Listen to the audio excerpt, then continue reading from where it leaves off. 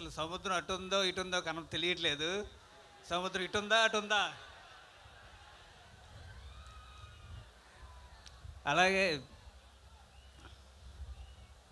ఈరోజు అందరికీ సంక్రాంతి పండుగ అయితే నాకు 4 పండుగలు ఉన్నాయి. ఇంకో సంక్రాంతి పండుగ, ఇంకోటి నేను లోకల్ ఆడియో ఫంక్షన్, ఇంకోటి Shatamanam both release and super hit, and అలాగే మా అబ్బాయి విమల్ బర్త్డే.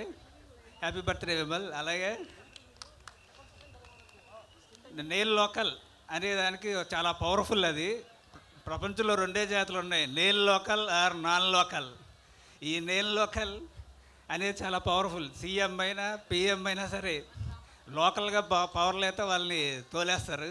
అంత పవర్ఫుల్ అయిన పదాన్ని నాని గారు అద్భుతంగా పెర్ఫామ్ చేశారు. ఎలాగంటే ఆయన పక్కింటి అబ్బాయి, సో ప్రతి ఇంట్లో ఆయన ఉంటాడు కాబట్టి ఆయన ఎవ్రీవేర్ లోకల్. అలా పెర్ఫామ్ చేసి ఆ క్యారెక్టర్కి న్యాయం చేసిన నాని గారికి హెడ్స్ ఆఫ్. అలాగే ఈ కథని ఫస్ట్ నుంచి లాస్ట్ వరకు నాతో పార్టిసిపేట్ చేస్తూ మొత్తం అనేది తన స్క్రీన్ ప్లే, డైలాగ్స్ అన్న మాటలు నాతో షేర్ చేసుకుని ఈ రేంజ్ తెచ్చిన నా శిష్యుడు అంటాడు, కానీ తనకు అన్నీ నేర్పిస్తుంటాడు. ఈ డ్రెస్ స్టైలింగ్ కూడా తను నేర్పాడే. అలాగే కీర్తి గురించి మనం చెప్పేది లేదు, ఆల్రెడీ చాలా ఫేమస్ కీర్తి. అలాగే డిఎస్పి అదే దేవి శ్రీ ప్రసాద్ అని అంటారు, కానీ నేననేది డెఫినెట్లీ సూపర్ హిట్ ప్లేలిస్ట్ అని చెప్తున్నాను. అలాగే ఇప్పుడు మా శిష్యుని మాట్లాడారు. అలా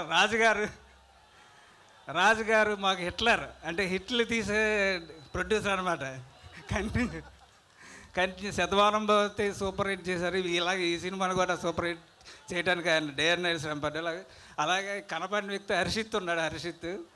హర్షిత్ కూడా డే అండ్ నైట్ చేశాడు. అలాగే మాకు చిన్న స్టేజ్ నుంచి రాజుగారి పరిచయం బెక్క వేణుగోపాల్ గారి కారణం, ఆయనకు కూడా థ్యాంక్స్. అండ్ దీనిలో కనపడిన ఇంకో హీరో ఉన్నారు, నవీన్ చంద్ర గారు. ఆయన గురించి ఇప్పుడు నేను చెప్పట్లేదు, ఆఫ్టర్ స్క్రీన్. అలాగే మా డైరెక్టర్ ఇది నాకు 3వ సినిమా, హ్యాట్రిక్ సినిమా. ఏ కథ ఇచ్చినా అద్భుతంగా దాన్ని స్క్రీన్ మీద ప్రజెంట్ చేస్తారు. అలాగే నేను అందరికీ కృతజ్ఞతలు చెప్పుకుంటూ నాదే నిజార్ షఫీ అన్న thank you so much. Prasanna Kumar గారు, అంటే చంటిగాడు లోకల్ అనేది విన్నాము, నాని ఉన్నారు కాబట్టి నానిగాడు లోకల్ అని కూడా పెట్టొచ్చు, బట్ నేను లోకల్ అనే టైటిల్ కి వెనుక స్టోరీ ఏంటి మాకు తెలియాలి ఈరోజు. ఇప్పటి వరకు లోకల్ ఎవరో తెలీదు, ఇక్కడ నుంచి నేనే లోకల్ అని చెప్పడానికి నానికి లోకల్ అని పెట్టాం. Super. Hi Kakinada, hello. Tension తగ్గేదాకా అరుస్తా, ఏమనుకోవద్దు. జనరల్గా ఇక్కడికి వచ్చిన వాళ్ళందరికీ hi, good evening.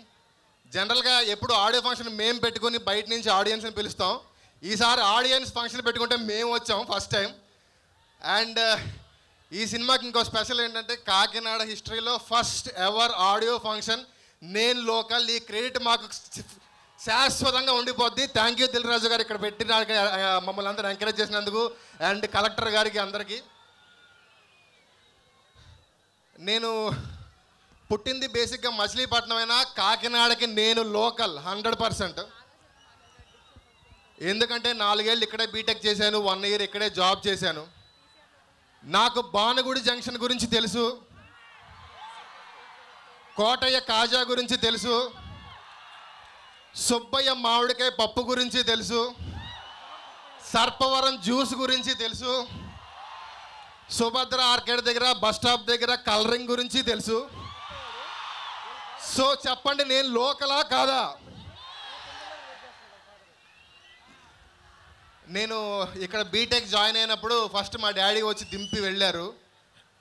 First time ఇంట్లోంచి రావడం, ఒక రూమ్ తీసి ఇచ్చి వెళ్ళిపోయారు. ఆయన వెళ్ళిపోయిన తర్వాత చాలాసేపు ఫస్ట్ టైం ఒక్కడనే ఉండి చాలాసేపు ఏడుస్తున్నాను.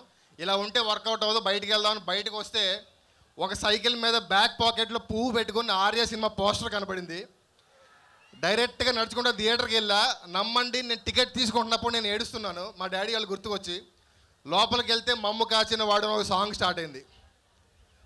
5 నిమిషాలకి తకదిమితో అన్న ఇంకో సాంగ్ స్టార్ట్ అయింది. డాడీ మర్చిపోయాను, మమ్మీ మర్చిపోయాను, అందరం మర్చిపోయాను.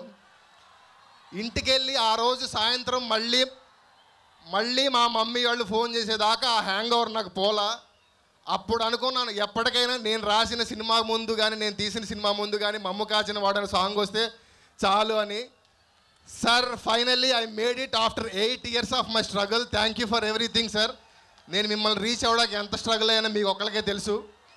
అండ్ దాని తర్వాత భద్రా సినిమా థియేటర్ పక్కనే నా రూమ్ ఉండేది. ఆ సినిమా చూసి థియేటర్లో సౌండ్ వస్తుంటే ఏ సౌండ్కి ఏ షాట్ పడుతుంది, రవితేజ గారు ఏ రియాక్షన్ ఇస్తున్నారో మొత్తం కంటెస్ట్ వచ్చేసింది. దాని తర్వాత ఫైనల్ ఇయర్ ఉండగా బొమ్మరిల్లు వచ్చింది.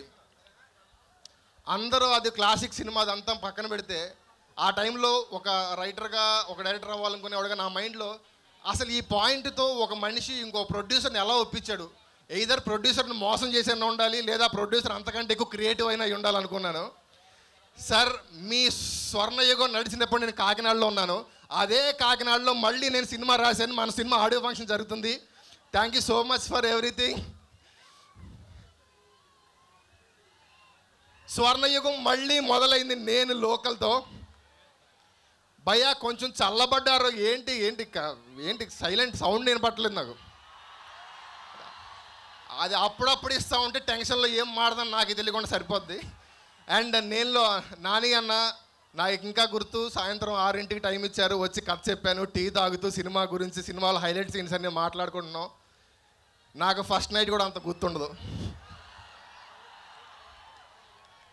నేను సినిమా ఓకే చేసుకున్నాను. దిల్ రాజు గారికి మెసేజ్ పెట్టాలా, కాల్ పెట్టాలా, ఈయన వదిలేస్తే బాగుండు, ఫోన్ చేసేద్దామని ఆ రోజు ఎంత టెన్షన్ పడ్డాను నాకే గుర్తుంది. థ్యాంక్ యూ సో మచ్ అన్న. డిఎస్పి అన్న, డిఎస్పి గారి గురించి బాబు, డిఎస్పి అన్న సైలెంట్గా ఉన్నారు, మీరేంటి ఇది? నేను డిఎస్పి గారిని ఫస్ట్ టైం చూడడమే కథ చెప్పడానికి కూర్చోబెట్టారు.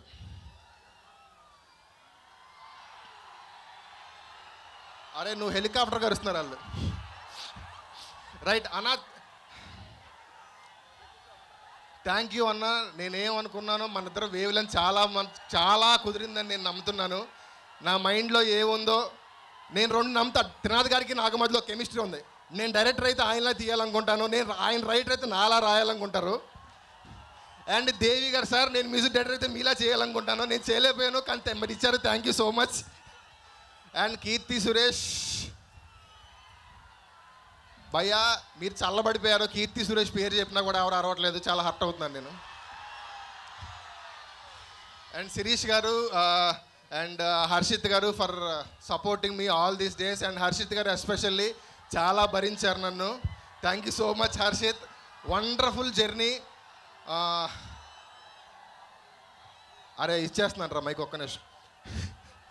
Sir thank you so much for everything. ఇంత దూరం తీసుకొచ్చిన ప్రతి టెక్నీషియన్కి అండ్ మా గురువు గారు సాయికృష్ణ గారికి, బెక్కం వేణుగోపాల్కి, అండ్ 1 స్పెషల్ మెన్షన్ ప్రవీణ్ అని మా రైటర్ చాలా సపోర్ట్ చేశాడు. రాజు గారి దగ్గర పాస్ అవ్వడానికి నాకు 10 మార్కులు పడితే అందులో 3 మార్కులు వాడి 6 మార్కులు ఈయనవి, 1 మార్కే నాది. Thank you so much. ఇక్కడికి వచ్చిన కాకినాడ వాళ్ళందరికీ thank you so much. Prasanna గారు, ఎప్పుడైతే మీరు ఫ్లై క్యామ్ని హెలికాప్టర్ అన్నారో అప్పుడే మీ టెన్షన్ ఎంత ఉందో మాకు అర్థమైపోయింది. మైక్లో చెప్పొద్దంట. బట్ మనసులో thank you. And AP tourism గురించి చెప్పాలి. జనరల్గా సిట్టింగ్స్ అంటే గోవా వెళ్తాం, ఇంకా పొరపాటును కూడా వెళ్ళాం, కాకినాడకే వస్తాం. భయ్య ఆ పక్కన బీచ్, ఈ పక్కన వెళ్తే కలరింగ్ ఉంటే ఎవడన్నా గోవా వెళ్తాడో బుద్ధున్నాడు. Thank you so much AP tourism వాళ్ళకి, మమ్మల్ని ఇంత హాస్పిటాలిటీ ఇచ్చి ఇంత బెటర్ స్టేజ్ ఇచ్చినందుకు. పండగ అంతా హైదరాబాద్ నుంచి ఆంధ్రాకి వచ్చేస్తుంది అనుకున్నాం. నేను పండగ మాత్రం హైదరాబాద్ నుంచి కాకినాడ డైరెక్ట్గా వచ్చి ల్యాండ్ అయిపోయింది. Thank you so much and happy Sankranti. కొంటె చూపుతో నా మనసు మెల్లగా దువ్వుతో చావే, చూపులతో గుచ్చి చంపకే మేరా హాయ్. ఏయ్!